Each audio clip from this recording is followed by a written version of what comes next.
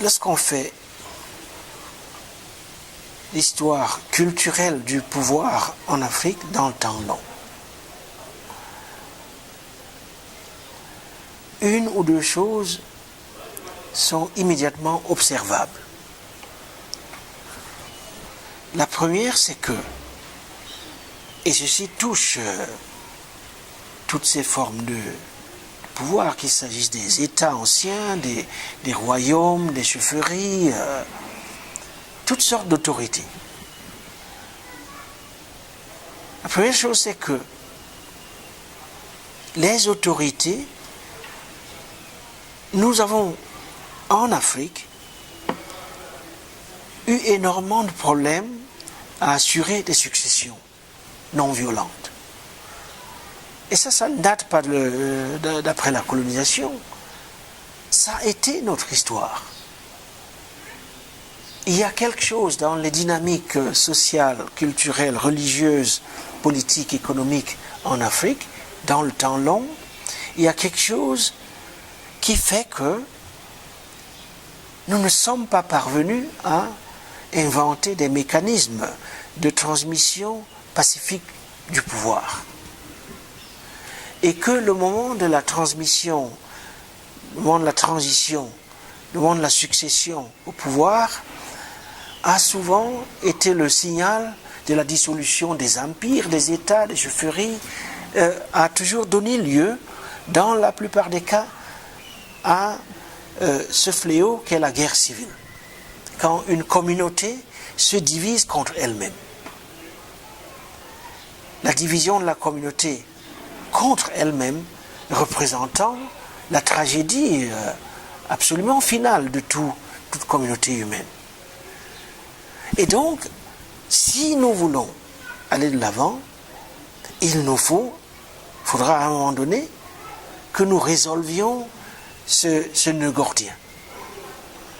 Et donc les élections et tout le reste rentrent au fond dans cette longue histoire d'incapacité à rendre le pouvoir impersonnel et à pouvoir le transmettre de génération en génération, d'autorité en autorité, de manière pacifique, sans violence. Et donc, je crois que le drame contemporain, c'est que les élections sont devenues un grand moment de dramatisation de cette incapacité. Et on ne compte plus le nombre de cas où elles ont conduit au bord du précipice.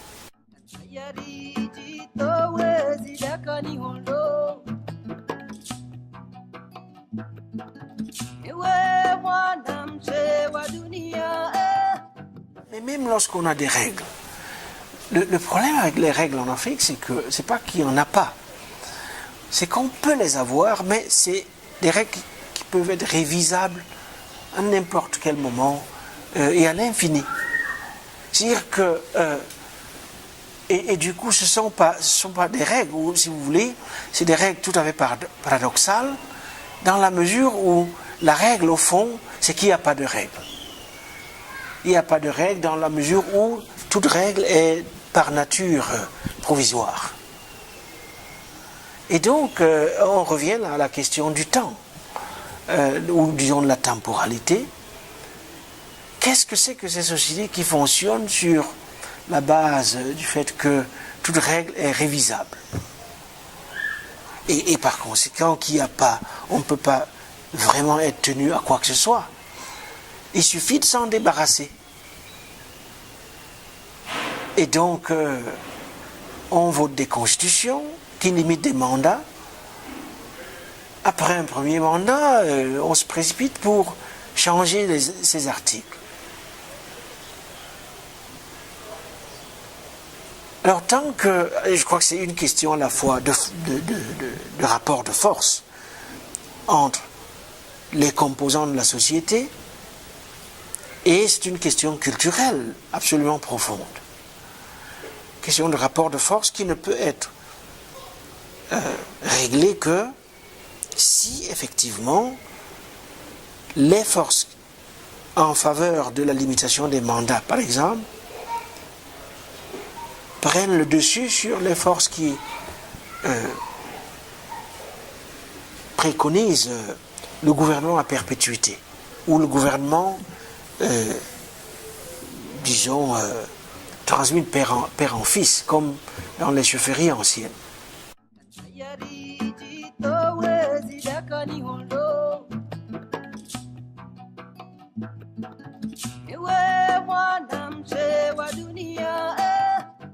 Donc c'est une initiative très très modeste.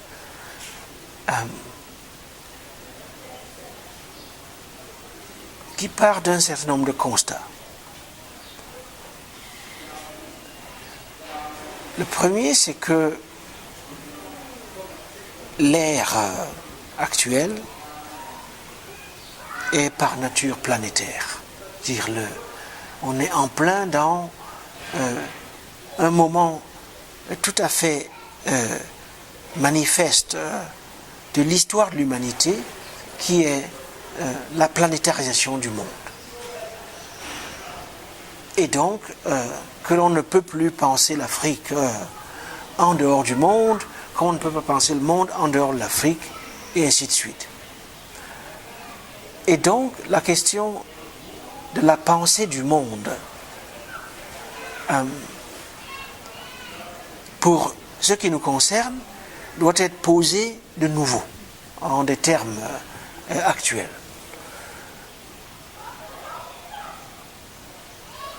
Deuxièmement, il est possible tout à fait de dire que l'avenir de la planète se joue en grande partie sur ce continent. Le dire en ce moment, après tout ce que nous venons d'examiner, peut avoir l'air de jouer dans je ne sais quelle fiction. Mais lorsqu'on regarde un certain nombre de paramètres objectifs, on a parlé de la frontière démographique,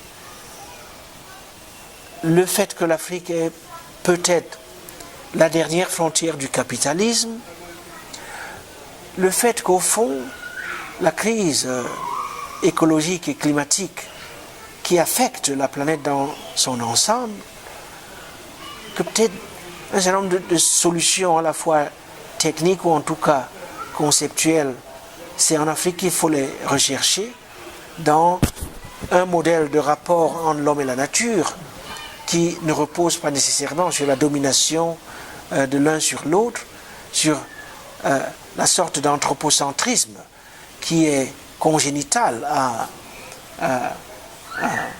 la raison occidentale, si vous voulez qu'on utilise des termes de ce genre.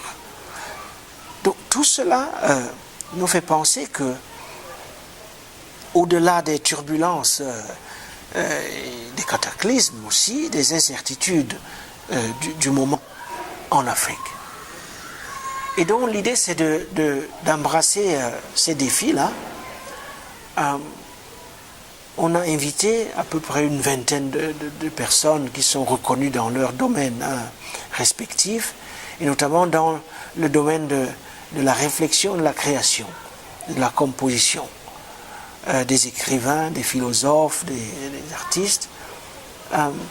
L'objectif est de créer une plateforme régulière pour qu'ils se rassemblent une fois l'an et qu'ils réfléchissent ensemble.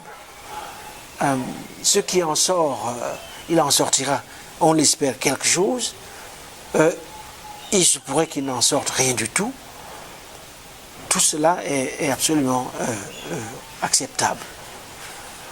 Et donc, la première session se tient cette année, la deuxième se tiendra l'année prochaine, et on espère que, au fil des années, les ateliers deviendront un grand moment du calendrier intellectuelle, culturelle internationale.